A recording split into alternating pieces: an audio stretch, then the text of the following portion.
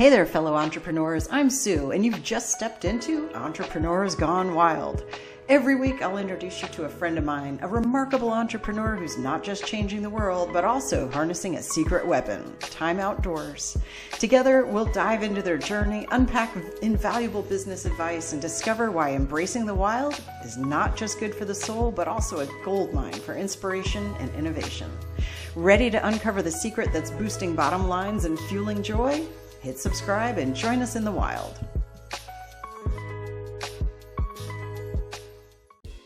Ladies and gentlemen, I'm excited to introduce to you Molly Moran.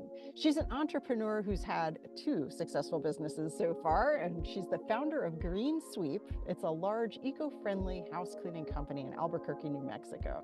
She also launched Live Bright. It's a coaching program for entrepreneurs who are seeking more profit, more fun, more freedom in their businesses and lives. What sets Molly apart is her passion for empowering people. Whether she's working with her cleaning staff or coaching fellow entrepreneurs, Molly focuses on helping individuals reach their full potential. Her approach combines practical business stuff with personal development. Really cool.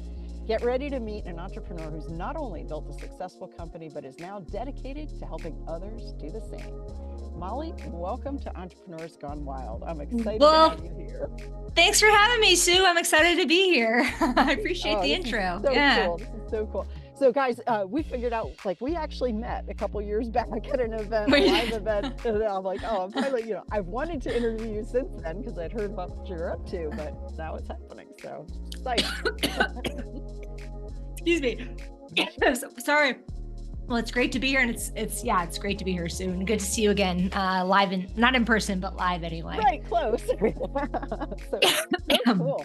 So let me ask you, the question I always start with is, who are you serving, and what problems are you kind of digging in there and helping them to solve? Oh, great question. Well, so with Live Bright, I would say I work mostly with people who are in the service industry. So business owners in the service industry, I should say. So people who maybe they own a house cleaning company, a window cleaning company, a carpet cleaning company. Maybe they own a company that has a bunch of virtual assistants, people who are in the service industry who have employees and are working on culture and profit. And they already typically are successful and established business owners. So they're not starting up.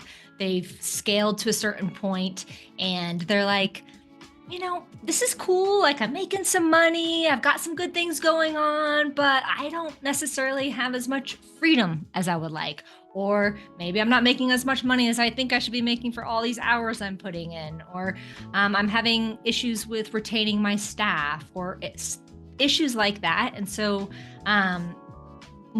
a slightly larger, more established businesses and business owners who want to have more fun. They want to have more freedom. They want to have more time to do whatever it is that floats their boat with the people that they love and in their life. So, it's a real combination of business and life. And because as small business owners, our identities are very tied in with being a business owner and our happinesses. And so it all gets mixed together. So I love kind of peeling back the onion and assisting people in that way.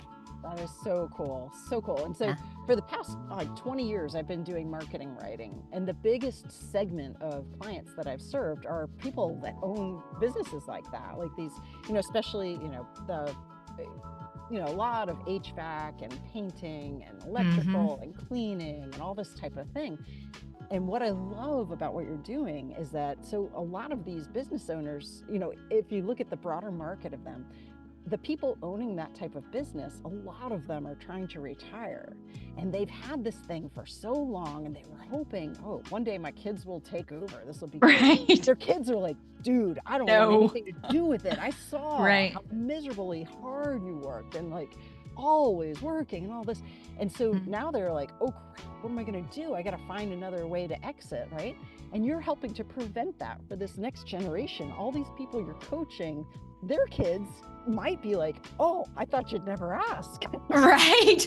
No, because I think there's this, there's been this idea in our industry, for sure, that you either work and you work and then you sell and retire, or you close down, or you pass it on to a family member. And I don't know that I'll ever retire. Like, so coaching, I have a coaching company, obviously, and a cleaning company. And my cleaning company, it's awesome. I've got an incredible, now, is it always perfect? No. Is it sometimes stressful? Yes. Do we have issues and challenges? Of course we do, because we're a business with like 35 or 40 people running around, and, more people, more problems, right? Yeah. But it's about what I love to do, and what I've figured out how to do for myself, and I help others figure out, is how to set up systems and processes, and honestly, like, work on their leadership a whole lot, and boundaries, so that they can step back, so they can have this successful, thriving business that can honestly work for them and with them for as long as they want to, and not feel burned out. And they can have the freedom and the time to do what they want. So it's a lot of fun, and it's definitely a different model from what you mentioned, for sure. Oh, yeah. Yeah. Oh, yeah. I love that. I mean, it kind of, the first thing that popped into mind is the E-Myth Revisited. Is some of what you're doing, like, did that inspire you? Yeah. The E-Myth was that was the first business book I read. And then Profit First was the second business book I read. But yeah, so the E-Myth, yeah, absolutely. Yeah, you hit the nail on the head there with the E-Myth. It's like, and a lot of people in the home service industry where I am, like, many of them they've started their businesses more out of necessity. Like, I need to make money, so I'm going to start cleaning carpets or cleaning houses or whatever it might be. And then it turns into something much bigger. But they don't necessarily have the leadership skills or the communication skills or certain things that they need to step away from making the pies. I think she was a pie maker in the E-Myth, right? So they're still making the pies, and they're trying to tell 20 other people how to make the pies. And so anyway, it's very, very true in this industry. Yes. Oh, that's so great. And with her story, it was like she loved pies and had her, her aunt or somebody, and so it was like this passion. And yet for home services, I've never really met a guy who was like, oh, I'm dying to clean, or I'm dying to, and so I love, like, the reality is it started off as a way to make money. It took off, and now it's like, whoa, like you said, more people, more problems, whether on the client side, whether on the staff side, and it could wear you out. Like it could, and it has, and it used to me. And I should say, more people, more problems. I mean, I joke about that. It's also, it's true, because everyone has their unique challenges and personalities and everything that they bring to the table. And I certainly don't mean that in a negative way, right? No, but it's it's always gonna come up, and more challenges will come up. And so until you learn, and that's the thing that I've really seen when. As a coach, and something I experienced personally, it's like, okay, like, the better I become, the more I develop myself, the more I can develop my team. And that's what so many people are lacking, is developing themselves and then their teams. And so their sort of self-leadership that then can translate to team leadership. And anyway, it's fun. I love it. I love this stuff. Yeah. So, you've had the chance, both through your cleaning business and now also through coaching, to kind of observe what's going on. And I love that you brought in leadership, because I'm becoming a little bit, over time, I'm getting more and more obsessed with, wow, that's right. So important. What do you feel like you've seen being kind of like the biggest trap, I guess, the leadership trap that a lot of people are falling into?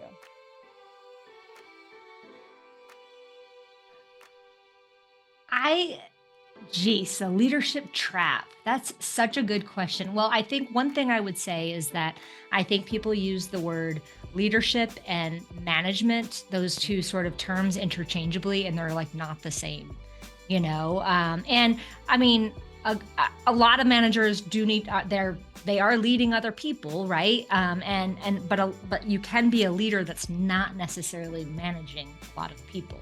And I'll throw one more thing into that, which I'm probably not answering your question, Sue. Sorry, I'm not always good at this. But if you're a person and you're around other people, then you are a leader. We are all impacting and influencing other people, because leadership is really about influence, right? And so I think that as I've grown, I realized, like, first of all, leadership is not some innate thing. I know that there's research that shows that, leaders tend to be a certain height and a certain this and a certain that and whatever, but it's like, it's not innate, it's a skill you can develop.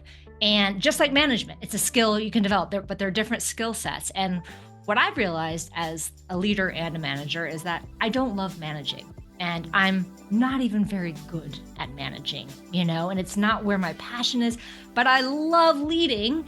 And if I can just manage a few people, which is what I do, I've got a big team in my cleaning company, but I only really manage 3 people in that, but I lead the rest of the team. Like that's the special sauce for me. And so you got to figure out where, and some people don't love to lead and they're not going to do that as well. So they might need to supplement with some other assist or just gain more skills or whatever it might be with that.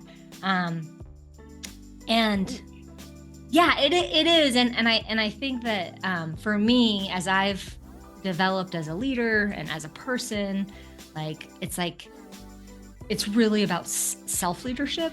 And the better I lead myself and the better I take care of myself, and I know this is Entrepreneurs Gone Wild, and I'm super excited to talk about the woods and the mountains and the beaches and all the nature, like the more I dig into leading myself and feeding myself in very specific ways, I'm so much better at leading other people. So yeah. And I love that you said it's a learnable skill too, because yeah. I think, there's studies where like, oh, the leader is X tall and blah, blah, blah, and all that. I kind of feel like that's like correlation, not causation. Maybe they're just looking at some broad swath Yes. and making this. And so, but if you think that it's a causative thing, you're like, oh, I guess I can't be a leader. Yeah, I'm screwed. I'm only 5'3". Oh, well. Oh, wow. But yeah, I mean, this stuff is, and it's so cool. And then helping, a leader can help the other leaders that they're leading. They can help them to start leading too. And it's like, so cool. It is cool. It is cool. And I do really think that, just the more experience I get and the more I have leaned into like me and who I am and how I can show up with my team members and everything, the better I can show up. The more I just am like, okay, you're really good at this. You're really good at this. You're not very good at this. And you know what? That's actually not that important. You don't have to be really good at that. So don't even bother with that one. Okay. It is important you do this. So learn some more about that. Like the better it serves everyone. Right. Yeah. Oh yeah. That whole thing too, going through school and it was like, well, your math skills are bad. You should focus on this and try to get them, better and all. Right. And now I think that I love that so much more the conversation is leaning into your strengths, and bring on people who can do their superpower is not what yours is. And that's, right. Oh my goodness. So teams, yes. I would imagine, and being able to lead a team, that's where that comes in. How does it look for people to come in and they're coaching with you? Great. Yeah. So great question. So I coach people in a couple of different ways. I have my signature Live Bright Freedom program is pretty intensive, one-on-one. It's a 4-month program where I assist people from going from, maybe a little bit burned out, a little bit disconnected, a little bit like, what's next for me, to diving in and getting really clear on who they are and really like making some basic commitments to who they are and who they want to be. I should also say we do some game planning for their future, vision casting, and then goal setting for like immediate future, as well as like sort of mid-future or whatever. So 5 years down to 3 months, essentially, in business and in life. And I have this whole process that I bring people through, and it's very specific to the needs of the individual. There are certainly some themes that I tend to see with people that I work with. They need communication systems that work for them personally and professionally. So we dive into that. They need more clarity on who they are and who they want to become. So we figure that out, and we support the version of who they're becoming, and we instill belief systems in that, and we do a bunch of business work as well. So it's sort of this transformation. And my goal isn't necessarily to keep people on as clients forever and ever. My goal is like, let's get a lot of shit done in a short amount of time, and like, let's do this, right?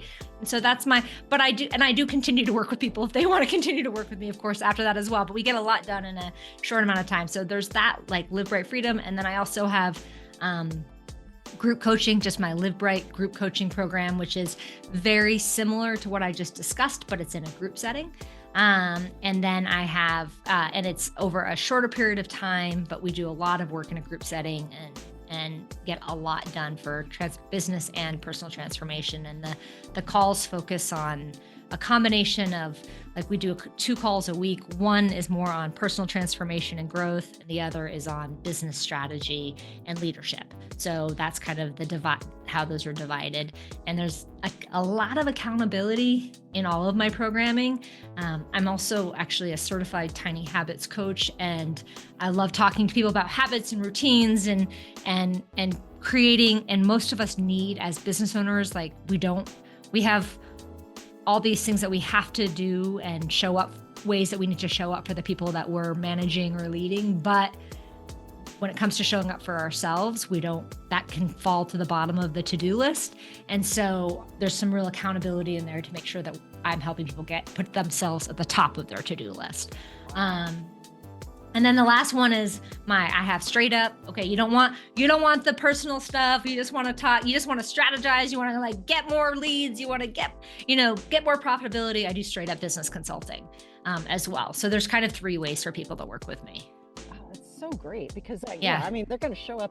They might come for the business strategy and they're like, wait a second. I know. And I'm like, well, we kind of need to talk about this other thing you got going on. So, but it's an interesting thing. And I think a lot of people who are looking for coaching or mentorship, well, depending on where they are in their business journey, they're like, no, like, I just need more, I just need to increase my profit and everything's going to be okay. Or I just need to get to this revenue goal and everything's going to be okay. Or I just need to fix my culture and everything's going to be okay. And so they don't come in with this mindset of developing their own self-leadership, as I call it, and other things. So, but we get there. We usually get there. Yeah. What do they say? Sell them what they want and give them what they need. What they need, right? Exactly. Oh, that's so great. And it is so holistic, everything gets impacted by everything else. So that's wonderful that you have the different entryways into, Yes. Yeah. That's so cool, man. Thank you. What has it been like for you, generating leads for your own business? It's very different, of course. Maybe it's not actually, but the work that I've done for writing, it was aimed at bringing some more, customers into these service businesses. And then, so you've got that, but then you've also got bringing clients in. And there's a little bit of a different, connotation with each. But what has worked really well for you, and what have you wanted to try that you've never tried? For Live Bright specifically, right? Yeah, Is good question. I Okay, think so, yeah, totally. So, great question. So I'll tell you, I'll start by telling you one thing I really want to do that I think you specialize in. So we should probably talk, but I want to use that I haven't done, which is a quiz. I want to do a Bright quiz with folks. So, and to live bright means to live a life that is, bright stands for something. So I want to tell you, a life that's bold, a life that's real and authentic, intentional, giving, healthy, and thriving. So I have this idea around, like, how bright are you and how can we help you get brighter? So quizzes is something I haven't used in lead generation. So that's the easy answer. So I could start with that one. The harder answer of what I've tried and what's worked and what hasn't worked, right? Is that, yeah. So, so in truth, I spent a couple of years coaching other house cleaning business owners under somebody else's umbrella. Okay. And so I did that for a couple of years, and I stopped that 2 years ago for several reasons, but really because I just wanted to live right, and I wanted to live right in the world and be on my own. So I stopped that 2 years ago. And in that time, I have not actually coached in the house cleaning industry because I had a non-compete. Of course, understandable, whatever. So most of my leads have just come from local word of mouth, some conferences I've gone to, that sort of thing, as I've kind of waited out that particular non-compete. So it's been a combination of that. Oh, and I do have a podcast, and I've picked up a couple of clients because of the podcast. So those are the main ways, but really right now, Sorry, I'm not finishing my sentence. I'm getting excited, Sue. So I do too. in the course of my coaching, mentoring world, I have coached hundreds of people. In the last couple of years, I've gone smaller and tighter and just been like kind of developing my programs more and doing some case studies and help assisting people. And that's like in a much smaller place. And right now is when I'm like truly launching Live Bright in a much bigger way. So I haven't tried a ton of lead gen. Yeah, That's a long answer to say I haven't tried a lot, except for the sort of the one-to-one meeting people, referrals, that sort of thing. That's where I've gotten most of my clients. Yeah. Yeah. Well, and that's great because you've built this amazing track record. And that's the thing, Yeah. like I've found like when I've written for businesses that are kind of new, it's a little hard because they're missing that credibility, right? They don't Right. have like, I know, like I can see their potential, I can see the impact they could make, but it's like, what can I point at, Like, Right, and totally. then, well, you've got like, you've built this amazing business, you've coached all, 100 people or more. And then, then it's like, oh, well, that's easy, because Right. which is wonderful, that's fantastic. What would you say, like, as you look kind of off into the distance, what is, I'm not even going to say what's your 5-year goal, but what is like the next mountain you kind of want to be on top of, and what do you think is going to take for you to be that person who's standing there?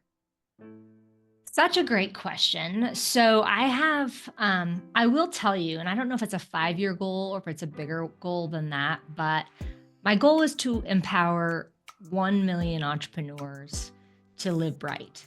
So, and that would be between like podcast, probably a book, coaching, my programs. So it's a very big vision. Yeah. And I don't know if it's 5 years or if it's more. Honestly, I don't know. I don't know, So, so that's the big vision. And in terms of like the next, probably the next mountain I need to climb would be developing. Well, shoot, that's a really hard question. I don't know. Like my programs are filling up right now for my May programs are filling up. I feel like I would be making something up, so I can't answer the question. Like I can't, like I'm already, though. Having that big, like a lot of people don't have that big goal of impacting 1 million. Like that might be, that's what I would have looked at as like, that is so cool. And I mean, that's a huge, huge goal, but I love that your brain is already thinking of, wait a second, all these podcast listens, that's right.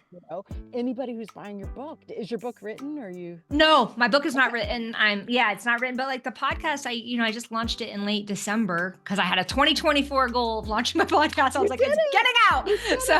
So it got out, and I'm excited. I watched the downloads and we're nearing 1,000, and I'm like, cool, that's cool. Like, and I don't know what good is or isn't, but it's 1,000 more than I had a month, 2 months ago or whatever. And so for me, I'm really, I'm pretty mission driven, because I've been a miserable entrepreneur. I've been that person who is doing the late night Facebook scroll, who is checked out, who's not connected with my spouse, who's, not as healthy as I would like to be, like all the things. Like I've been that, and I got there mostly because of trauma in my life, which a lot of us, I mean, if you're an adult, you've had trauma in your life, right? So and hustle culture and a combination of things. And so it's my goal to like shift that way of living and teach people how to shift it for themselves. Just give them some simple tools and systems that they can use to shift for themselves and have, and live right. So there's a variety of ways to get to it. So and I have like sort of, there's podcasts, there's coaching, there's a whole bunch of things, but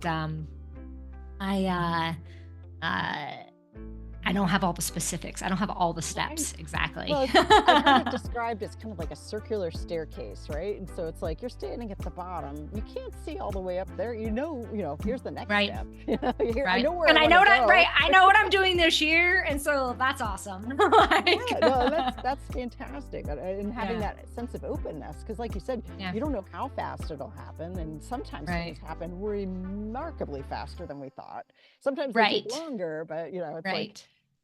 not being tied to a very specific plan. I think that's the best thing, I Uh, think it is. I think having like, goals and having ways to get there, but understanding that the ways could change. If you've got that one goal in mind, it's like, yeah, no, that's going to happen, and it might take a little bit long. And I've made the mistake of being like way too specific with my goals and then being disappointed in them or whatever. Right. And like, that's not a good energy to grow in. Right. So anyway, yeah. I agree. We could freak ourselves out a whole lot.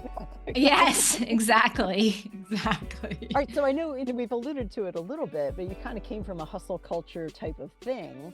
I know I did. That was, I always joke, well, kind of joke, but it's true. I spent the first 17 years of my business, I didn't go outside because I don't have time for that. That's for later. Right. You didn't earn it yet. You can go outside after you hit it, and total baloney, but it's why we're here. Is I want to kind of turn that on its head and go, no, Right. being outside first as a priority. That's where, had you had, the same type of experience where you just didn't go outside much? Yeah, I mean, I think for sure. So not to your extent, I will say. I didn't, which I'm grateful for, but but yeah, I would say, so here's what I'll say is I always I grew up in a really rural area, and I think sometimes when you grow up and you don't always appreciate where you grow up, right? And so I was like, whatever. And then I lived in a bunch of urban areas for a long time. And now I'm in Albuquerque, New Mexico. And our house is literally like a block and a half from this place called the Bosque, or the Bosque, which is Spanish for forest. And the Rio Grande River runs through Albuquerque, and on each side of it is the Bosque, and it's protected land. So it's trails and birds and dirt and all kinds of stuff. And I used to always just go there for exercise. Like, okay, I'm going to go for a run, whatever. And I'd put in my ears and I would listen to a podcast because I had to be productive. So I was like, maximizing my productivity time. And like, I wasn't like, so I'd take a break from work to, go burn 400 calories and learn something and whatever. But like, so I didn't appreciate it. So different version of what you're talking about, but very similar in that sense, right? Like, it had to be productive time. And in the last, I would say 3 or 4 years, I've really shifted that.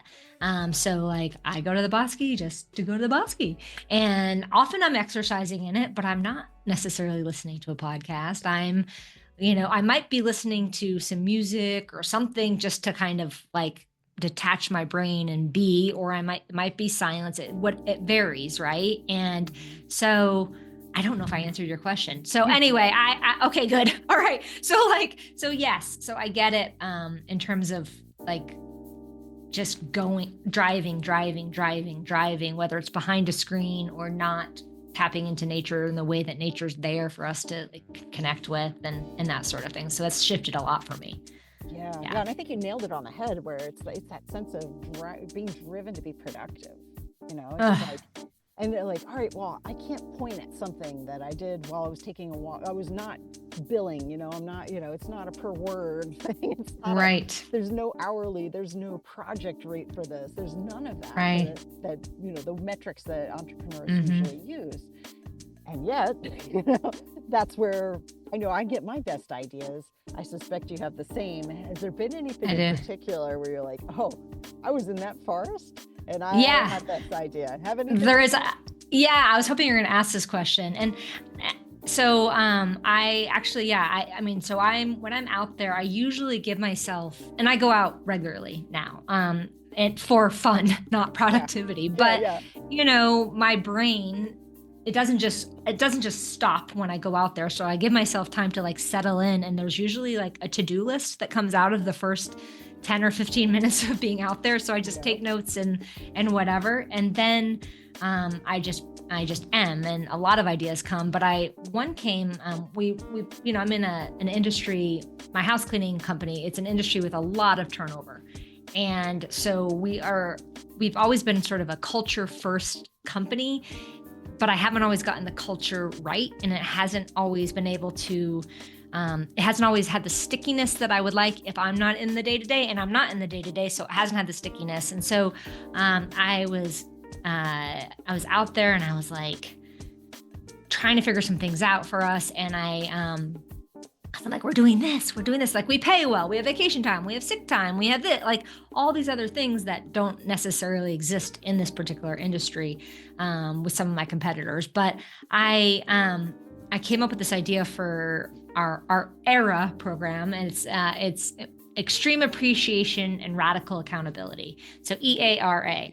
And I was like, okay, because I was like, what haven't we done? And I wasn't even like trying to noodle on it. It just was almost coming through me or whatever. And I was like, what haven't we done? And so I realized that, there's a lot that we have done, but then there are some things that we just haven't done. And we have this remote workforce because they're all out cleaning houses on their own.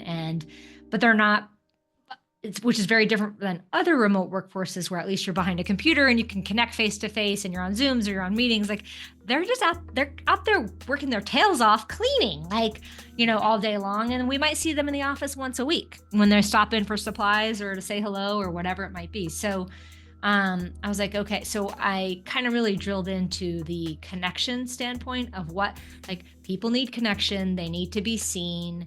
They need to, like, people leave jobs typically not because of pay, but because they don't feel seen or appreciated. So we've been trying different things. So it's a long way to say that I had this amazing download where I was like, okay, these are the things we haven't tried. And so we're doing them all right now. And it's going so well. Like, we've been doing it for several months at this point. And it's, the goal is, number one, of course, to increase employee satisfaction, which we haven't had a huge issue with.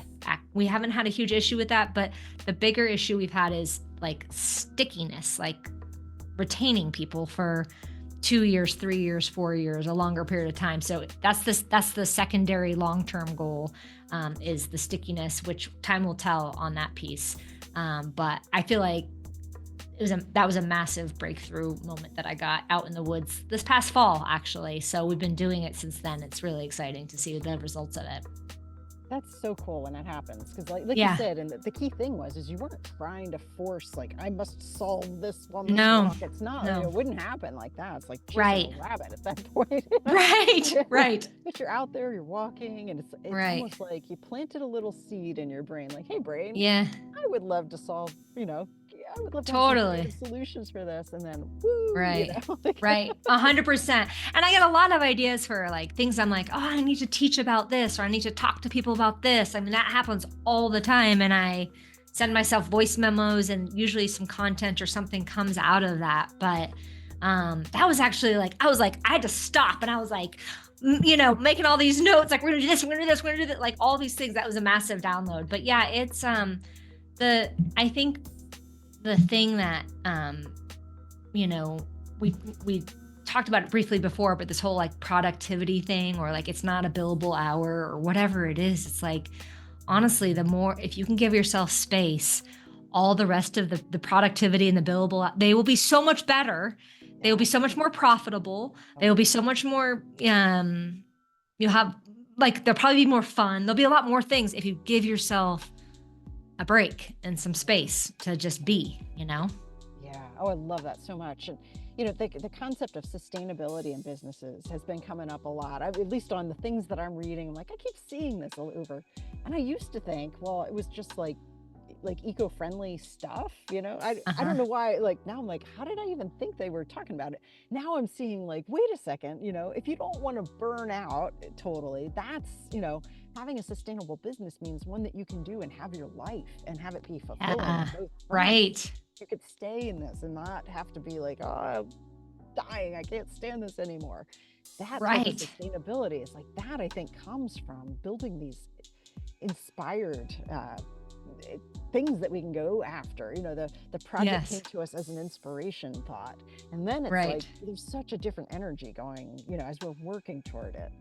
Such a different energy. It is so true. And I love that you're talking about that. It's like this, I've been thinking about this a lot because in my house cleaning company, it's like grow, grow, grow, grow, grow, grow, grow. And there's this pressure and friendly competition and other things, like that I have with other business owners in that. And I'm like, I got a good, and lately I've been like, a pretty good sized business. And like, we know what we're doing. And, there is a devil at every level. And so if you like, Yeah. I'm like, do I want to meet the next devil? Like, I'm not really sure if I want to meet the next devil, like, Yeah. and that doesn't mean I'm not driven. I'm a very driven person, but like, Right.